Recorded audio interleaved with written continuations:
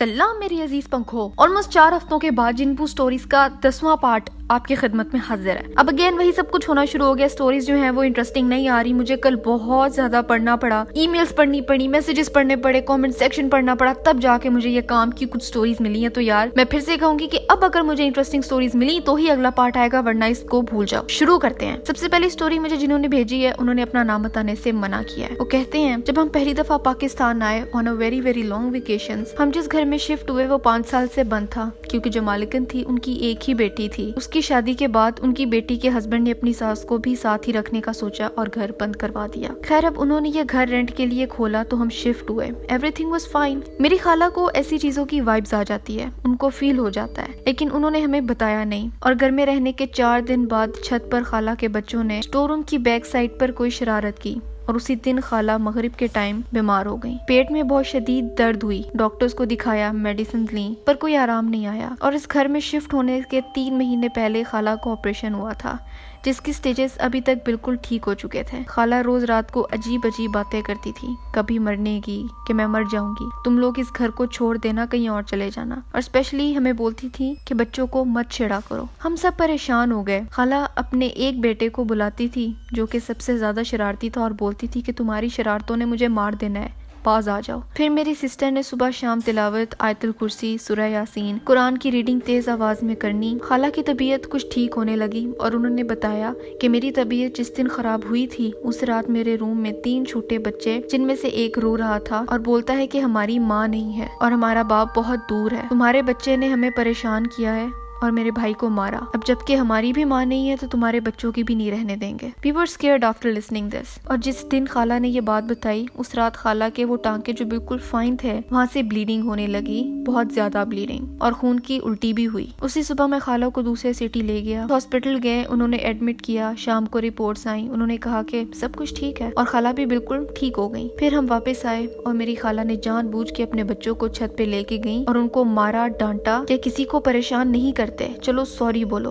और उन बच्चों ने उस दिन से हमें तंग करना कम कर दिया, बट स्टिल वो अपने होने का सबूत देते रहे। कभी छत पर जाती सीढ़ियों पे कदमों की आवाज आना, कभी छत वाले स्टोर रूम में मूवमेंट की आवाज आना। और फिर हमारे एक अंकल हैं जो कि आलिम हैं, खाला ने उनको ये बात बताई। वो हमारे घर आए, छत पर गए, अकेले कुछ टाइम गुजारा, उसके बाद नीचे आए और उन्होंने बच्चों के बारे में वही बताया जो उस रात खाला ने हमें 3 बच्चों के बारे में बताया था। और फिर उन अंकल ने खाला को कुछ कुरानी आयतें दी कि सुबह शाम ये पढ़ो तुम महफूज हो। और बच्चों को मैं समझा आया हूँ कि स्टोर रूम में ना तुम लोग जाना और ना वो कभी बाहर आएंगे। अगर दोबारा छेड़ा तो फिर बच्चों ने कहा है कि वो हमारे अबू ही आकर पूछेंगे। उस दिन के बाद से हमने स्टोर को बंद ही कर दिया और जब छत पर जाना तो वो कभी खुद ही दरवाजा खुला होता और कभी बंद होता। खैर हम उसको देखते भी नहीं थे। और फिर एक दिन खाला सुबह 8-9 बजे के वक्त मोबाइल यूज कर रही थी। छत की सीढ़ियों पर कुर्सी रख के हम सब सो रहे थे। खाला को कमरे से अपने छोटे बेटे की आवाज आती है कि मामा ये देखें। खाला को लगा कि उनका बेटा फिर अंदर शरारत कर रहा है। वो गुस्से से उसको निकालने के लिए अंदर गई और एक आवाज आई, आ गई,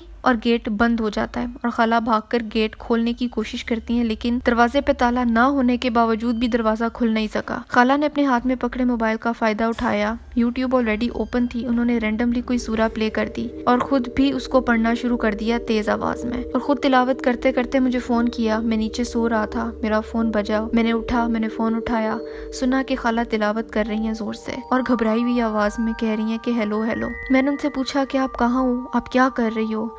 साथ ही मेरे माइंड में स्टोर का ख्याल आया। मैं उठा ही था कि खाला ने तिलावत के साथ साथ साइन दिया मुझे कि स्टोर का दरवाजा जोर जोर से नॉक किया। मुझे आवाज आई, मैं भागा भागा ऊपर गया। मैंने बाहर से टांग मार के गेट खोला और खाला बाहर आई। उन्हें बुखार चढ़ा हुआ था। वो नीचे जाकर आराम करने लग गई और सो गई। शाम को उन्होंने उठ के ये इंसिडेंट बताया और फिर अगले दिन दोबारा उन आलिम अंकल को बुलाया, उनको वो सब कुछ बताया। वो फिर दोबारा से ऊपर गए और उन बच्चों को कहा कि तुमने क्यों उनको अंदर बुलाया। उन्होंने कुछ अमल किया और कहा कि अब जो मर्जी कर लो, लेकिन अब अगर तुम परेशान करोगे तो ही वो परेशान करेंगे। उन्होंने कसम खा ली है कि स्टोर से बाहर नहीं आएंगे और अगर स्टोर यूज करना है तो वो भी कर लो, पर उन्हें तंग ना करना। और इन दिनों मुझे स्पेशली रात को बच्चों के खेलने की आवाज आती थी। सीढ़ियों पे बच्चे मुझे नजर भी आते थे, लेकिन मुझे उनसे डर नहीं लगता था, पता नहीं क्यों। लेकिन अल्हम्दुलिल्लाह उस दिन के बाद से कभी डर नहीं लगा। इवन कि अब मैं खुद भी रात 1-2 बजे तक छत पर होता हूँ अकेला, लेकिन कभी कुछ ऐसा हुआ नहीं। Wow, that was scary.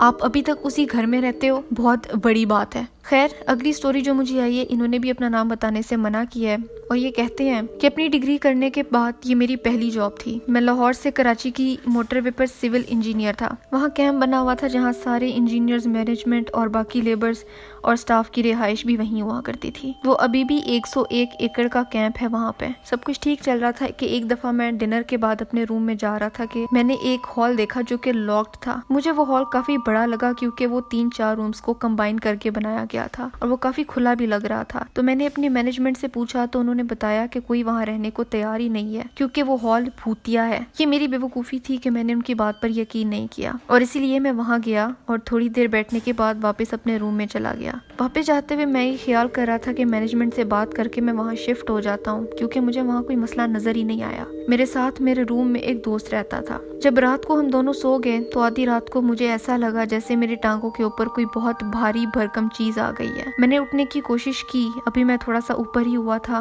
कि मैं बेड पर दोबारा गिर गया, बिल्कुल ऐसे जैसे किसी ने मुझे मेरे सीने से पकड़ के नीचे फेंका हो। मुझे सख्त सर्दी महसूस होने लग गई और मेरे सामने काले लिबास में कोई चीज आ गई। लिबास कैसा था ये मुझे खुद समझ नहीं आ रहा था। ऐसा लग रहा था कि शायद कोई फटी हुई शॉल या कोई कंबल है। वो ऐसा वजूद था कि मुझे लगा कि मेरा आखिरी वक्त करीब आ गया है। मैं जुबान को हरकत देके कलमा पढ़ने की कोशिश करने लगा। इतनी देर में वो चीज मेरे टांगों से हटके मेरे सीने पे आ गई और अगले ही सेकंड मेरे कान के पास आके सिर्फ इतना कहा कि दोबारा उधर कदम ना रखना। उसका इतना सा सेंटेंस कहने में उसको 1 मिनट लग गया और ये कहने तक मुझे ऐसा लगा कि शायद मेरी जान आधे जिस्म से निकल चुकी है क्योंकि पाँव से लेके सीने तक मेरा वजूद बिल्कुल ठंडा पड़ चुका था। इतना कह के वो एकदम गायब हो गया और मैं वहाँ से बेड पर पड़ा रहा। मैं जानता था कि उस वक्त उसके लिए मुझे खत्म करना 1 सेकंड का काम था, लेकिन luckily that thing chose to spare me. मैं वो बाकी की पूरी रात कलमा और आयतुल कुर्सी पढ़ता रहा। सुबह नमाज पढ़ी और खतीब साहब से दम करवाया और वो दिन है और आज का मैं दोबारा कभी मुड़ के नहीं देखा उस हॉल की तरफ। जस्ट फॉर योर इन्फॉर्मेशन, समुंदरी अब्दुल हकीम 92 किलोमीटर ऑफ मोटरवे के सेक्शन में 100 से ज्यादा मौत हो चुकी है एक्सीडेंट में। आप यहाँ कोई भी ये स्टोरी कंफर्म भी कर सकते हो। वो प्रोजेक्ट कंप्लीट हो चुका है लेकिन कैंप अभी भी है मोटरवे की मेंटेनेंस के लिए और अब वो पूरी बिल्डिंग हॉन्टेड है। आप किसी से भी पूछ लें, समुंदरी अब्दुल हकीम के मिड में कैंप है 101 एकड़ का और वहाँ की लेबर या कोई भी स्टाफ मेंबर उस हॉन्टेड बिल्डिंग की स्टोरी कंफर्म कर देगा। हाँ भी बताओ, कोई है उस एरिया का रिहायशी, कोई वहाँ आता जाता है तो मुझे कंफर्म करके बताओ क्या ये सच है या नहीं।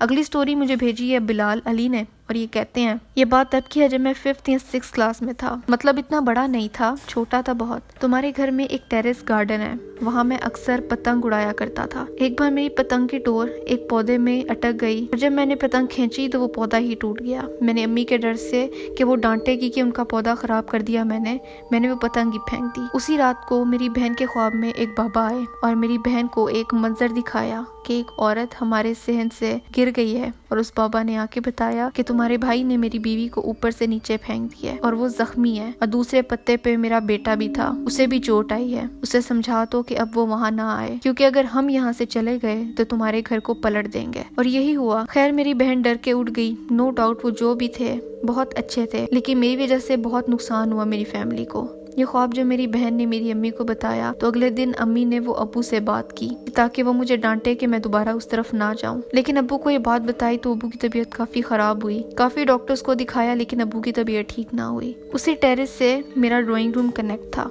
तो मैं वहाँ एक दिन सो रहा था तो वहाँ वही बाबा आए जो मेरी बहन को ख्वाब में नजर आए थे। उनकी माशाल्लाह बहुत बड़ी दाढ़ी थी और नूरानी चेहरा था। उन्होंने कहा कि तुमने अच्छा नहीं किया और उसी वजह से तुम्हें नुकसान होगा। उन्हें देख के मैं डर गया, भाग के अम्मी के पास गया तो अम्मी समझ गई कि नीचे कुछ ठीक नहीं है। तो मेरे भाई ने एक आलिम को बुलवाया और उनको सब बताया। तो उन्होंने कहा कि बिलाल के हाथ से उस जगह को साफ करवाओ और पानी डलवाओ और उस पौधे को अच्छा करो। मैंने सब वही किया लेकिन शायद कुछ और ही लिखा था। वो वहाँ से चले गए थे और उसके बाद हमारे हालात बहुत खराब हो गए। हमें पैसे नहीं मिलते थे, हमारे बर्तन टूट जाते थे, पड़े पड़े हमारी चीजें खराब होने लगी। हम वो घर छोड़ना भी चाहते थे तो नहीं छोड़ पाते थे। उसके अलावा भी हमारे घर में कोई ना कोई बीमार होने लगा। फिर बहुत माफी के बाद और बाबा से इलाज के बाद अब जाके सब ठीक हुआ है, लेकिन वो हालात अब भी वैसे नहीं रहे जैसे पहले थे। खैर ये थी आज की स्टोरीज। आई होप तुम लोगों को अच्छी लगी होंगी। अगर तुम्हारे पास कोई इंटरेस्टिंग स्टोरी है तो वो मुझे जरूर ईमेल करो या मुझे इंस्टाग्राम पर भेजो या नीचे कमेंट्स में लिखो। और अगर कोई तस्वीर या कोई प्रूफ प्रूफ है तो वो भी मुझे दिखाओ ताकि मैं उसको अपनी वीडियो में लगा सकूं। और आज के लिए बस इतना ही था। मेरी लास्ट जितनी भी मैंने जिनपू स्टोरीज बनाई हैं जो कि 9 एपिसोड्स हैं उनके सबके लिंक्स डिस्क्रिप्शन में है, जाके देख लो। और आज के लिए बस इतना ही था। मेरी लास्ट वीडियो ये रही। यहाँ देखो सब्सक्राइब यहाँ करो। मेरा दूसरा चैनल है गोलोटी, उसको भी सब्सक्राइब करो। अगली वीडियो कौन सी होनी चाहिए मुझे ये भी बताओ और मैं मिलती हूँ तुमसे 2 दिन बाद एक नई वीडियो के साथ।